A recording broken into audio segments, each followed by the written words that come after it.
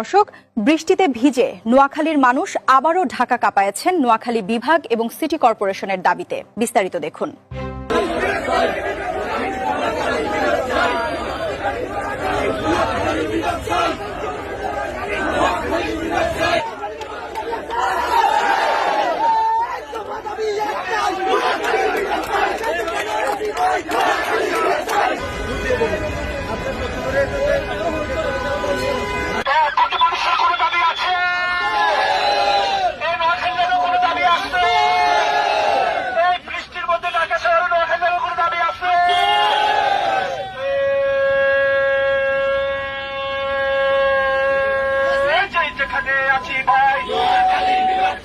আর কোন দাবি নাই, দাবি শুধু একটাই, আর কোন দাবি নাই।